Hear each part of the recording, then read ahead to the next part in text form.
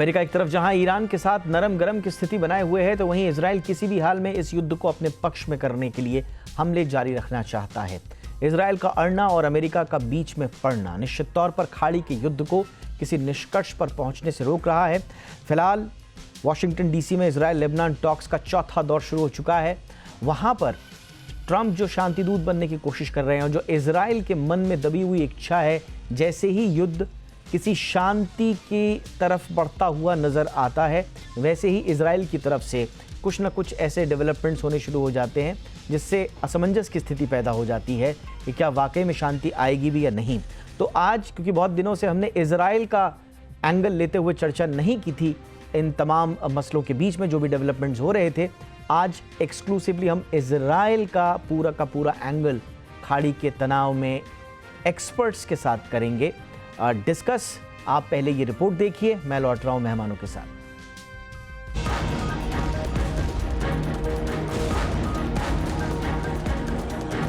खाड़ी के जंग में हर रोज नए नए मोड़ आ रहे हैं। कभी शांति समझौते को लेकर अमेरिका और ईरान के बीच बात बनती दिख रही है, तो कभी शर्तों पर टकराव बात बिगाड़ दे रही है। तो वहीं इस युद्ध की तीसरी शक्ति इजराइल ये भी रह रहकर खेल बिगाड़ने में जुटी हुई है। सीज फायर के बाद से ही नेतन्याहू ना तो ट्रंप की सुन रहे थे और ना ही लेबनान में हिजबुल्लाह के खिलाफ मिलिट्री ऑपरेशन रोक रहे थे। इजराइल की इस कार्रवाई से ईरान पूरी तरीके से आग बबूला है, तो वहीं ईरान के साथ डील खटाई में जाती देख ट्रंप भी गुस्से में आए और नेतन्याहू की क्लास लगा दी। दरअसल ट्रंप के इस गुस्से की वजह ईरान की वो चेतावनी थी जिसमें साफ तौर पर ये कहा गया था कि अगर इजरायली कार्रवाई जारी रही तो वो अमेरिका के साथ चल रही बातचीत छोड़ सकता है। सीज फायर की शर्तों में एक शर्त लेबनान को लेकर है, जिसे अमेरिका तो मान चुका था, लेकिन नेतन्याहू ने इसकी कोई परवाह नहीं की। आपको बता दें कि सीज फायर के बीच 15 अप्रैल से ही इजराइल लगातार लेबनान पर हमले कर रहा है, जिसमें वो हिजबुल्लाह को निशाना बना रहा है और उन हमलों के ऑर्डर सीधे पीएम नेतन्याहू देते हैं। मई में इजरायली सेना ने 500 से ज्यादा हवाई हमले किए, जिसमें अब तक 3200 से ज्यादा लोग मारे जा चुके हैं, जबकि 10,000 से ज्यादा घायल हैं। तो वहीं इजरायली हमलों की वजह से 10 लाख लोग विस्थापित हो चुके हैं। लेकिन सोमवार को दक्षिण बेरूत में जो इजराइल ने हमले किए, इसके बाद ट्रंप अपना आपा खो बैठे। ट्रंप ने न सिर्फ नेतन्याहू को धमकाया, बल्कि बेरूत की तरफ बढ़ रहे इजरायली सैनिकों को वापस करवा दिया। इतना ही नहीं, ट्रंप के प्रतिनिधियों ने सीधे हिजबुल्लाह से ही बात की और हिजबुल्लाह ने माना कि ना वो अब इजराइल पर हमला करेगा, ना इजराइल उस पर। हालांकि अब भी नेतन्याहू के रुख में कोई नरमी तो नहीं दिख रही। ट्रंप से बातचीत के बाद नेतन्याहू ने सोशल मीडिया पर लिखा, उन्होंने अमेरिकी राष्ट्रपति ट्रंप से बात की और साफ कह दिया है कि अगर हिजबुल्लाह ने हमारे शहरों, नागरिकों पर हमला करना बंद नहीं किया तो इजराइल बेरूत में आतंकवादी ठिकानों पर हमला करेगा। हमारा ये रुख बिल्कुल नहीं बदला है। अमेरिका का ये एक्शन बताता है कि ट्रंप न सिर्फ पूर्ण सीज फायर को लेकर सीरियस हैं, बल्कि ईरान के साथ बातचीत को लेकर भी अंतिम दौर के फैसले कर रहे हैं। ट्रंप ने उम्मीद जताई कि ईरान के साथ पूर्ण समझौता हफ्ते के आखिरी तक हो सकता है और ये समझौता किसी जंग में जीत से भी ज्यादा बड़ा होगा। बस नेतन्याहू इस डील में कोई अड़ंगा ना डाले। ब्यूरो रिपोर्ट, जी मीडिया। आइए स्वागत करते हैं आज के हमारे खास मेहमानों का। अजय बग्गा सर हमारे साथ जुड़ चुके हैं, जाने माने market expert. Bagga sir, good evening, बहुत बहुत स्वागत है आपका। हमारे साथ है रॉबिन सचदेव सर, विदेश मामलों के जाने माने जानकार, ट्रंप पर बुक भी लिख चुके हैं। बहुत बहुत स्वागत है रॉबिन सर आपका। और हमारे साथ हैं Manoj Joshi sir, distinguished fellow ORF के और अंतर्राष्ट्रीय मामलों के जाने माने जानकार। बहुत बहुत स्वागत है जोशी सर आपका भी हमारे शो पे। बग्गा सर, कितनी हम उम्मीद रखें कि इजराइल अपने रुख में बदलाव लाएगा, ख़ास तौर से ट्रंप साहब की डांट के बाद? और वॉशिंगटन DC में जब इजराइल लेबनान टॉक्स का चौथा दौर शुरू हो चुका है, लेबनान का लक्ष्य जो दक्षिण क्षेत्र से इजरायली कब्जे और जो हमले हैं उनको लगातार रुकवाने के लिए नेगोशिएशंस हो रहे हैं, लेकिन नेतन्याहू साहब की अपनी चिंताएं और अपना उनका स्टाइल है। कितना विश्वास किया जाए सर? बहुत कम। देखिए, एक तो कोएलिशन गवर्नमेंट है और काफ़ी राइट विंगर्स हैं जो कि फैलाव चाहते हैं जंग में।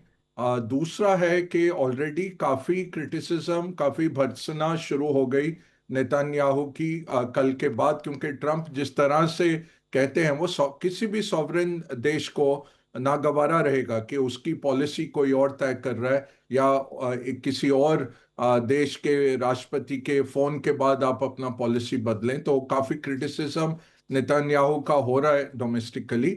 और तीसरा ये है कि ना तो हमास पूरी तरह कुचला गया है, ना हिजबुल्लाह, और इनको फंडिंग अभी भी ईरान से ही आ रही है। उल्टा जब ईरान के साथ डील हो जाएगी, सैंक्शंस हट जाएंगे ईरान से, तो और चिंता बढ़ जाएगी इसराइल के लिए। तो उन्होंने जो ये बफर जोन क्रिएट करने की कोशिश की है सदर्न लेबनान में, कि उनके इलाके से दूर रहे और रॉकेट को झेलने का उनको एक टाइम मिल जाए, वो जारी रहेगा। बेरूट पे शायद हमला रुक सकता है, उतना वो ट्रंप को कर देंगे। बट याद रखिए 16 अप्रैल को जो सीजफायर अनाउंस हुआ था इसराइल और हिजबुल्लाह के बीच में, वो कभी भी पारित नहीं हुआ है। उसको जमीनी हकीकत उसकी अलग ही रही कि रोज लड़ाई होती रही, रोज रोज बमबारी होती रही। और कल भी ट्रंप की कॉल के बाद हर घंटे 22 रॉकेट हर 22 मिनट में रॉकेट्स का बैराज हिजबुल्लाह से इसराइल की तरफ आ रहा था। तो ऐसे माहौल में इसराइल को रिएक्ट करना ही पड़ता है। तो ये ईरान ने जान के डाली है कंडीशन कि हमें पूरी तरह से शांति चाहिए, युद्ध विराम चाहिए, गाजा में भी चाहिए, लेबनान में भी चाहिए। वो तो होने से रहा। तो इसराइल यहाँ पे पलटेगा नहीं। ये है कि थोड़े दिन के लिए, जब तक कि ये संधि पे हस्ताक्षर हो जाए, हो सकता है कि ये थोड़ा इसको कम कर दें। बट उन्होंने कहा है कि हमारे पे बमबारी होगी तो हम फिर से एक्शन लेंगे हिजबुल्लाह के ऊपर। एब्सोल्युटली। कितना बड़ा फैक्टर है, जैसा बग्गा सर ने बताया रॉबिन्सन, और इजराइल के भीतर भी इस बात पे लगातार चर्चा विमर्श हो रहा है, आलोचना हो रही है कि नेतन्याहू एक अलग ढर्रे पर चल रहे हैं। दुनिया कुछ और चाहती है, इवन अमेरिका कुछ और चाहता है, और नेतन्याहू के अपने पॉलिटिकल इंटरेस्ट हैं जिनको वो साधना चाहते हैं। आपको क्या लगता है, ये इशू क्या सॉल्व होने की स्थिति में दिखाई दे रहा है, और नेतन्याहू को कैसे मनाया जाएगा आखिर में? Thank you Deepak ji. I think Ajay sir ने जो बात कही है बिल्कुल कैप्चर करती है सारा कुछ। अब इसमें अलग अलग डायमेंशंस है। मैं इस पूरे एपिसोड को, जो ट्रंप की फोन कॉल हुई और जो नेतन्याहू से कहा, मैं उसको दो नजरिए से देखता हूँ। एक नजरिया तो ये है, मेरे विचार में ट्रंप ने जो भी कहा, मैं समझता हूँ उसने सच कहा। नेतन्याहू जो कर रहा है अपने देश की, मेरे विचार में और गड्ढे में खींचता जा रहा है। एंड इजराइल की दुनिया में कभी इतनी ज्यादा नेगेटिव छवि कहो या जो भी कुछ आपको नहीं हुई जितनी अब हो रही है। और केवल छवि नहीं, ऑन द ग्राउंड हो रहा है।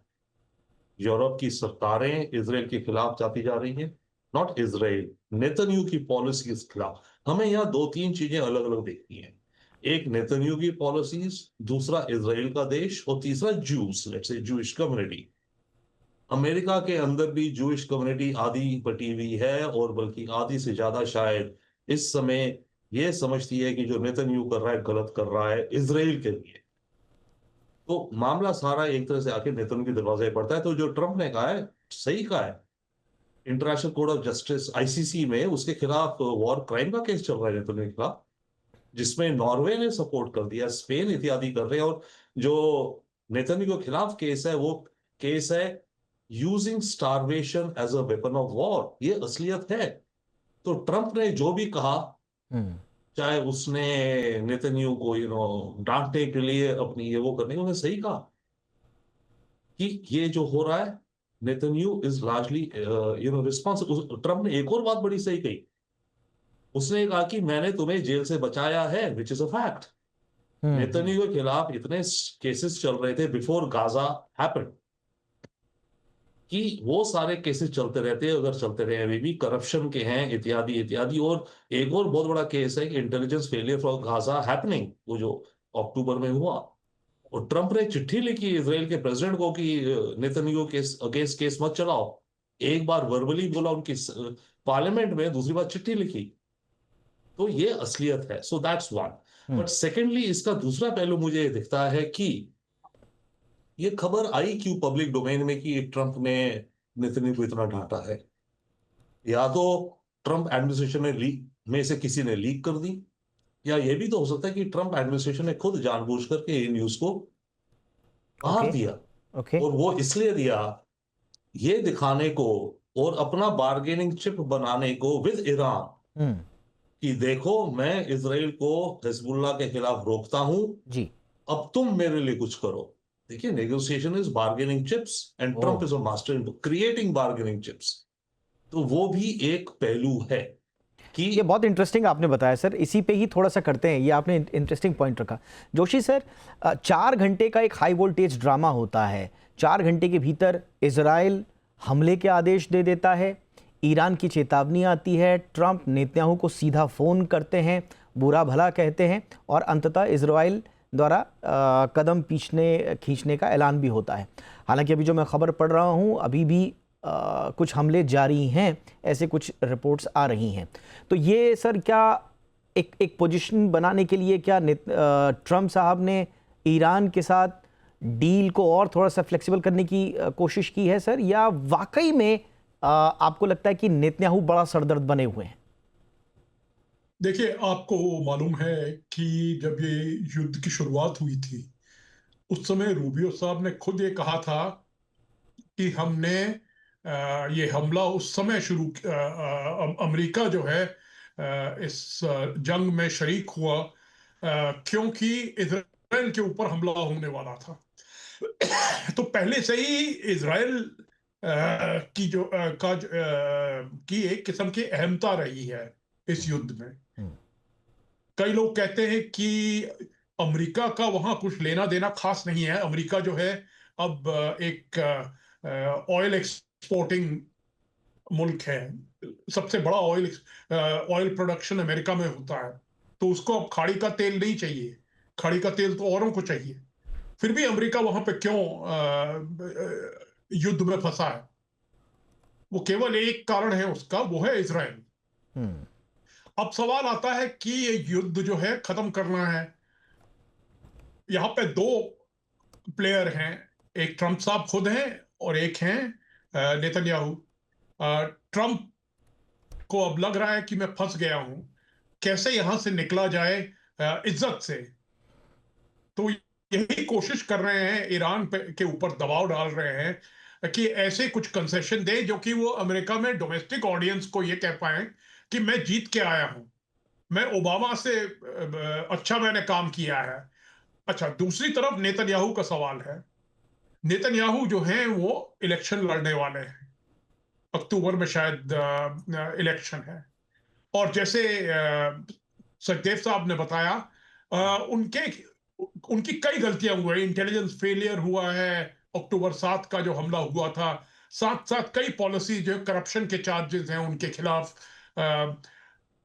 तो ये लोग अक्सर कहते हैं कि ये जंग जो है, ये जंग का जो सिलसिला है वो चलाए रखते हैं ताकि जो है शांति ना हो पाए। और शांति केवल उनको चाहिए नहीं चाहिए क्योंकि वो इलेक्शन में जाना चाहते हैं और वहां कहना चाहते हैं कि मैं इजराइल की हिमाकत कर रहा हूं, इजराइल की सुरक्षा कर रहा हूं। तो ये जो इस समय सिलसिला है जी। इस वजह से मुझे नहीं लगता है कि आसानी से युद्ध विराम वहां पे होगा, क्योंकि ट्रंप साहब भी अपने बयान रोज बदलते रहते हैं। कभी वो कुछ कहते हैं, कभी कुछ और कहते हैं। और साथ साथ इजराइल का जो ये जो मसला है जी। ये तो इतनी आसानी से नहीं सुलझाया जा सकता, क्योंकि लेबनान में हिजबुल्लाह है और हिजबुल्लाह को पहले हिजबुल्लाह के बारे में कहा गया था कि इजराइल ने हिजबुल्लाह को खत्म कर दिया है। पर अब हम देख रहे हैं खासकर दक्षिणी लेबनान में हिजबुल्लाह जो है वो इजराइल को काफी टक्कर दे रहा है। और इसमें ड्रोन्स का इस्तेमाल हो रहा है, ड्रोन्स जो कि फाइबर ऑप्टिक गाइडेड ड्रोन से काफी नुकसान किया है इजराइल की सेना का। तो इस वजह से इजराइल जो है वो बेरूत पे हमला करना चाहता है। राइट। तो ये समझ लीजिए कि एक किस्म की साइकिल है हिंसा की। और इसमें जब तक एक मैं सब समझूंगा कि एक जो है ब्रॉड बेस्ड सेटलमेंट ना हो मिडिल ईस्ट में, तब तक ये नहीं सुलझाया जा सकता।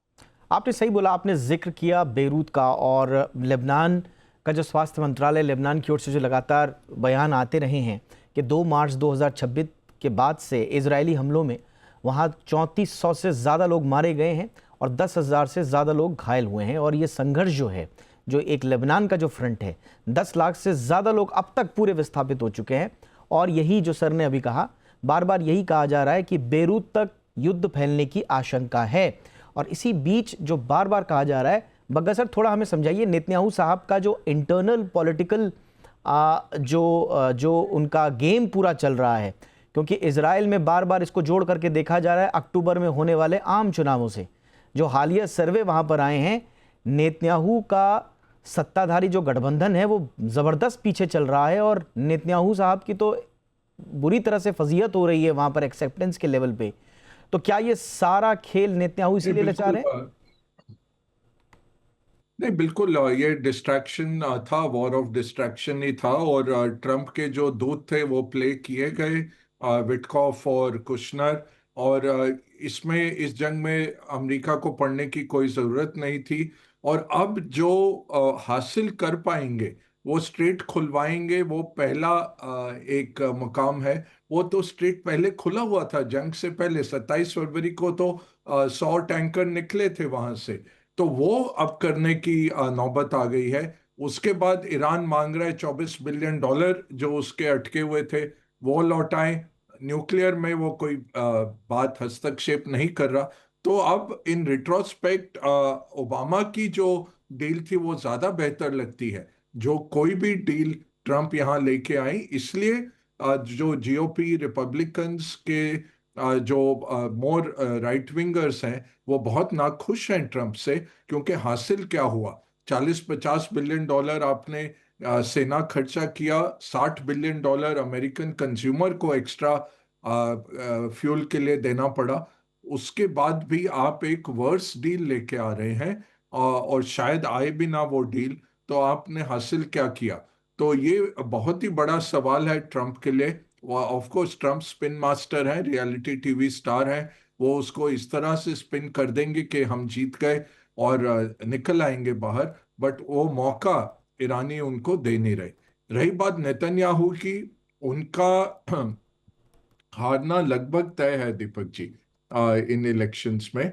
तो वो कोalition बना के ही अभी तक टिके रहे थे और वहां पे काफी उनके extreme right wing cabinet members हैं जो बिल्कुल गवारा नहीं करते कोई भी सुलह हो। तो बाकी आवाम जो है, जनता जो है, वो चाहते हैं कि कुछ शांति स्थापित हो और किसी तरह से रोजमर्रा की जिंदगी फिर से बहाल हो। तो ये अगर नेतन्याहू हारते हैं इलेक्शन तो क्या उनका करप्शन का स्कैंडल फिर से खोल लिया जाएगा? उन्होंने यहां तक किया कि जजेस को पैक किया, कोर्ट्स में जजेस को बदल दिया था ताकि उनके ऊपर वो केसेस ना चले जाएं। अगर ये सत्ता से बाहर जाते हैं तो इनके ऊपर केसेस फिर से आ जाएंगे और इनको जेल हो सकती है, ये वो भी समझते हैं। तो ये सब काफी गूढ़ बात है। रॉबिन सर ने भी बहुत अच्छी तरह जो समझाया, इसके बहुत डायमेंशंस हैं, बहुत पहलू हैं और इतनी आसानी से इजराइल यहाँ से निकलेगा नहीं, क्योंकि जो लीडर हैं वो आमादा है इस पे कि जंग चलती रहे और किसी तरह से अक्टूबर के इलेक्शन या तो ना हो या पोस्टपोन हो जाए, या अगर हो तो इतना एग्जिस्टेंशियल खतरा रहे इजराइल पे कि इजराइल को लगे, इजरायलियों को लगे कि नेतन्याहू ही हमें यहाँ से निजात दिला सकते हैं ईरान से। वो खतरा बना रहे। अगर खतरा टल गया तो इनकी हार निश्चित हो जाती है। Absolutely sir. अब सवाल ये है कि आगे चल कर के नेतन्याहू क्योंकि अभी फेस हैं इजराइल का, इसलिए इजराइल और अमेरिका के संबंधों में क्या कोई रीसेट देखेंगे रॉबिन सचदेव सर? क्योंकि वहाँ पर लगातार इजराइल के भीतर वहाँ की मीडिया, वहाँ का जो विपक्ष है, वो कह रहा है कि साहब हम तो अमेरिका का एक प्रोटेक्टोरेट बन करके रह गए हैं, अपनी रक्षा के लिए भी हमको वॉशिंगटन से मंजूरी लेनी पड़ रही है और वहाँ का राष्ट्रपति हमारे हेड ऑफ द स्टेट को फ़ोन करके डांट देता है, गाली दे देता है। तो ये क्लाइंट स्टेट का जो ठप्पा लग गया है उससे वहाँ, तो क्या आगे अमेरिका और इजराइल के संबंध ऐसे रहेंगे सर जैसे आज हैं? रहेंगे, अच्छे रहेंगे, मधुर रहेंगे, पर असलियत है इजराइल क्लाइंट स्टेट है। इजराइल का डिफेंस बजट इस गाजा वॉर से पहले होता था करीब 24 या 25 बिलियन डॉलर सालाना, और उसकी एडिशन में अमेरिका इनको 4 billion dollar year annual ad free देता था। हर 10 साल ये ट्रीटी होती थी, ओबामा ने करी 2014 में, आई थिंक 2024 में रिन्यू हो गई है। It's a fact. Israel is a protectorate of America, ये रियलिटी है। हो क्या रहा है, Israel is doing a reverse, क्या कहो आप, जो भी डॉग वैग्स द टेल और the tail wags the dog. और उसमें Israel is playing a lot on its advantage in a sense कि ठीक है अमेरिका में जूइश लॉबी है, बट अमेरिका में जो जूइश लॉबी है ना, वो भी आधी आधी बटी हुई है नेतन्याहू को लेके, इजराइल को लेके। हर जू मानिए अमेरिका में कमिटेड है कि करेंगे, बट नेतन्याहू को लेके अमेरिका के अंदर जूइश लॉबी मेजरली डिवाइडेड हो गई है, दुनिया, अमेरिका में क्या दुनिया भर में भी। तो Israel is a client state of America, ये असलियत है, the world knows. Without America's complete support, backing, diplomatic, everything else, Israel कहाँ एग्जिस्ट करता है। तो वो है, बट वो देखा जाएगा। But coming back to the things right now, and as Joshi sir and Ajay ji said very rightly, ये चल रहा है। मुझे जो दिख रहा है इसके अलावा, ये दिख रहा है कि ईरान की अगर हम स्ट्रैटेजी देखें, या जो अभी हो रहा है, जो आपके क्वेश्चन का कि आगे आने वाला क्या हो रहा है, अभी तक तो बात हो रही थी हॉर्मुज हॉर्मुज हॉर्मुज स्टेट खुले, हॉर्मुज स्टेट खुले, वो सबसे बड़ा मुद्दा हो गया था, न्यूक्लियर सेकंड पे आ गया था, राइट। अब कल यस्टरडे मुझे जो दिखता है हो गया है, Hezbollah and Lebanon has become the number 1 issue. क्योंकि बात ये भी थी उस पीस डील में, ये भी है कि ईरान कह रहा है, I think both are eminent colleague said, और आप ही ने बोला पूर्ण सोल्यूशन, और पूर्ण जितना नहीं तो आधा पूर्ण या जो भी, कि यहाँ पे वेरियस जगहों में कॉन्फ्लिक्ट रुके। अब ये मुद्दा मेरे ख्याल से नंबर 1 पे आ गया कि दूसरी जगहों पे कॉन्फ्लिक्ट रुके। For example number 1 in Lebanon. कल अगर ट्रंप ने ये जो करा है, जो रिपोर्ट्स हैं जिसमें हम बात कर रहे हैं, कि ट्रंप ने नेतन्याहू को बोला कि जो तुम कर रहे हो ये हमारी डील विद ईरान को बर्बाद कर रहा है। और ईरान ने क्या कहा, ईरान ने कहा हम डील पे बात करनी बंद कर रहे हैं इस समय, क्योंकि इजराइल हिजबुल्लाह पे अटैक कर रहा है, राइट। यही तो बात हुई। तो अब बात यह है कि हिजबुल्लाह का या लेबनान का सिचुएशन स्टेटस और शांति in that zone has become the number 1 priority. तो अगर अब डिस्कशन में वो नंबर 1 प्रायोरिटी हो गया कि Lebanon oblique Hezbollah, because similar not is the first priority, तो पहले उस पे आप जूझो अमेरिका, उसके बाद आप हॉर्मुज की बात करो, और फिर नंबर 3 में आ गया न्यूक्लियर मटेरियल। तो ये जो हो रहा है, and I issued op-add today saying that कि जब वॉर शुरू हुई थी तो 9 आई थिंक अप्रैल को एक नया सुपर वेपन पैदा हो गया था, जो कि मैं कहता हूं हॉर्मुजी पंजा पैदा हो गया, ब्लॉक कर दिया, किसी को पता नहीं था पहले, वो ब्लॉक कर दिया। अब हॉर्मुजी पंजे पे बात हो रही है ना सारी। पर अब यस्टरडे मैं कह रहा हूं जून 1 को एक पैदा हो गई हिजबुल्ली वॉल या दीवार आपको जी। तो ये हो गया कि भैया हिजबुल्ला की दीवार से आप आगे नहीं जाएंगे, ये डिफेंसिव पोस्चर है। आप आगे गए तो पूरी बात आपने लेकिन एक बहुत अच्छा परिदृश्य रख दिया है सबके सामने, क्योंकि ऐसा हो रहा था कि एक डिप्लोमेटिक रेस्क्यू लोग देख रहे थे, एक समझौता देख रहे थे, एक आंशिक राहत पूरी दुनिया देख रही थी। जोशी सर, अमेरिका और ईरान के बीच में जो प्रस्तावित जो MOU है, ऐसा लग रहा था कि वो हो जाएगा और सकारात्मक चल रहा था। लेकिन अगर ये लेबनान वाला ग्लिच नहीं आता, हिजबुल्ला मोर्चे से जो है समझौता टूटना, तो आपको क्या लग रहा है? क्योंकि नेतन्याहू साहब के ऊपर घरेलू दबाव भी है, अगर वो हटते हैं हिजबुल्ला पर हमले से तो उनके अपने गठबंधन में दरार है, और अगर वो आगे बढ़ते हैं तो वहां पर भी उनके लिए तो वो तो अभी रुकने वाले नहीं हैं। तो ओवरऑल क्या सिचुएशन देख रहे हैं सर? ये इसी तरह चलता रहेगा, या ट्रंप जिस तरह से एग्रेसिव पोजिशनिंग कर रहे हैं नेतन्याहू के खिलाफ, वो संभाल लेंगे मामला और MOU तक पहुंच जाएगी बात? देखिए, ये बात तो साफ है कि अगर ट्रंप क्रैकडाउन करते हैं वाकई में, जो है अपनी अपना पावर इस्तेमाल करते हैं, तो इसमें कोई शक नहीं है कि इजराइल जो है, इजराइल को बैठना होगा। जैसे सभी लोग कह रहे हैं इजराइल एक क्लाइंट स्टेट है, पर सवाल ये होता है कि क्या ये कोई समझौता जो होगा, क्या ये लास्टिंग समझौता होगा या एक टेम्पररी समझौता होगा। मैं समझता हूं कि जब तक मिडिल ईस्ट का जो है के जो मोटे मसले हैं ये नहीं सुलझाए जाएंगे, जैसे पैलेस्टीन का मामला है, इजराइल के एटमी हथियार, तो क्योंकि इजराइल के एटमी हथियार की वजह से ईरान जो है भड़का है, तो इजराइल के एटमी हथियार के बारे में तो कोई कुछ कभी कहता नहीं है। तो ये तो हो नहीं सकता है कि एक मुल्क जो है इजराइल वहां पे डोमिनेंट हो। एक इतना छोटा सा मुल्क जो है वो पूरे इलाके में, लोग ये नहीं जानते कि ईरान एक बहुत काफी बड़ी हस्ती है, हिंदुस्तान का 2/3 हिस्सा के बराबर है। तो मैं ये कह रहा हूं कि जब तक वहां पे एक ब्रॉड बेस समझौता नहीं होगा मिडिल ईस्ट में, तब तक ये मामला चलता रहेगा। क्योंकि इजराइल जो है, इजराइल अपनी सिक्योरिटी के बारे में करता है। इजराइल की अब सिक्योरिटी डॉक्ट्रिन ये है कि वो अपनी सिक्योरिटी के लिए पूरे इलाके को सत्यानाश कर सकता है। जैसे उसने गाजा का सत्यानाश किया, बेरूत का सत्यानाश करने निकला है। तो जी, ये इजराइल की जो सिक्योरिटी रिक्वायरमेंट है, पर इजराइल की सिक्योरिटी रिक्वायरमेंट इसलिए है क्योंकि इजराइल प्रॉब्लम है ना।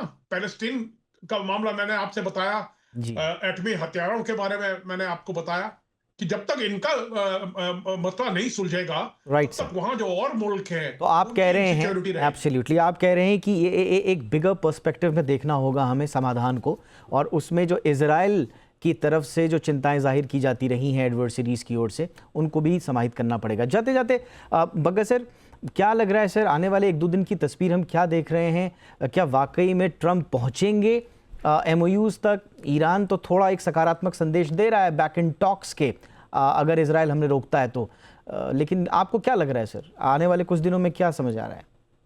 देखिए, अटके कहाँ पर हैं, दोनों कह रहे हैं कि डिफरेंट स्टार्टिंग पॉइंट दोनों के डिफरेंट हैं। तो ट्रंप कह रहे हैं पहले आप स्ट्रेट ऑफ हॉर्मुज खोल दीजिए, ईरान कह रहा है पहले पैसे लौटा दीजिए, $12 बिलियन आप ट्रांसफर कर दो, फिर हम स्ट्रेट खोलेंगे। ट्रंप कह रहे हैं पहले स्ट्रेट खोलो, फिर पैसे आएंगे, फिर सैंक्शंस हटेंगे और 60 दिन के अंदर न्यूक्लियर की बात होगी।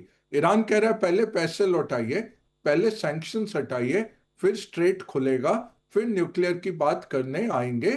और लेबनान भी पूरे फैलाव में है, तो सीज फायर अगर आप कर रहे हैं तो लेबनान में भी सीज फायर चाहिए। तो ये नॉन स्टार्टर है दीपक जी। अभी तो ट्रंप ने कल जरूर कहा कि नेक्स्ट वीक तक हो जाएगा, उससे यूएस मार्केट्स रिवर्स हुए, बिल्कुल तेल की कीमत नीचे आई। लोगों को अभी भी ट्रंप पे यकीन है, इतने धोखे खा लेने के बाद भी। बट यही है कि ट्रंप खुद कह रहे हैं अगला हफ्ता तो लग जाएगा।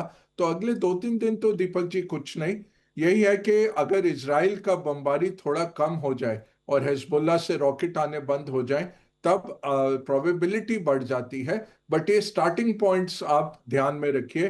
ट्रंप का जो डोमेस्टिक कॉन्स्टिट्यूएंसी है वो बिल्कुल रिवोल्ट कर जाएगा अगर वो पहले पैसे दे देते हैं ईरान को। तो ओबामा की डील से कुछ इनका फिर सेपरेट डील नहीं होता है। तो ये ट्रंप के लिए है कि पहले स्ट्रेट ऑफ हॉर्मुज खुले, हो सके तो वो शिप में जाएं उसके थ्रू वेव करते हुए कि देखिए हमने खोल दिया। बट वो तो 27 फरवरी को खुला हुआ था। बिल्कुल। तो यही है कि ये नाकामी है। Sir quickly Bagga sir, sorry interrupt कर रहा हूं, क्विकली सर, ये मार्केट सर अभी भी क्यों आई मीन रिएक्ट करता है? ट्रंप ने क्या कर दिया अभी तक समझ में नहीं आया सर क्या मार्केट को? क्योंकि हम देखते हैं ट्रंप कुछ भी करते हैं उसका हो जाता है ठीक उल्टा, और अभी भी वही प्रवृत्ति चल रही है, लेकिन मार्केट क्विकली रिएक्ट करते हैं। अभी भी ट्रंप पर क्यों भरोसा है इतना कि वो जो कह रहे हैं शायद इस बार सही हो?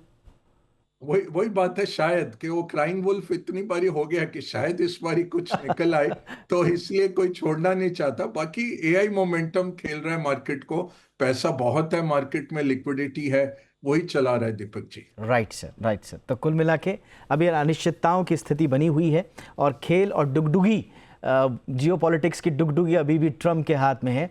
वो जिस तरह की डुगडुगी बजाते हैं उस तरह का नाद और नाच हमको दिखाई देता है अंतर्राष्ट्रीय पटल पर, और ये किसी की समझ में आ नहीं रहा। देखते हैं आगे क्या होता है। बहुत बहुत शुक्रिया सर, आपने बहुत सारे चीज़ों से पर्दे हटाई हैं आप तीनों ने, शुक्रिया। क्विकली कुछ ऐड करना चाह रहे रॉबिन सर आपने? हाँ, क्योंकि तो मेरे एक दोस्त मेरे थे, मेरे साथ, वो ये कहते हैं दुनिया में जो चल रहा है बंदर बांट चल रहा है। बिल्कुल सर, बिल्कुल सर, बंदर बांट ही चल रही है और बंदर को नचाने वाला मदारी भी हमको समझ में आ रहा है। बट बहरहाल शुक्रिया सर इन तमाम इनसाइट्स के लिए आप तीनों का। Robin sir, Joshi sir, Bagga sir, तीनों का शुक्रिया।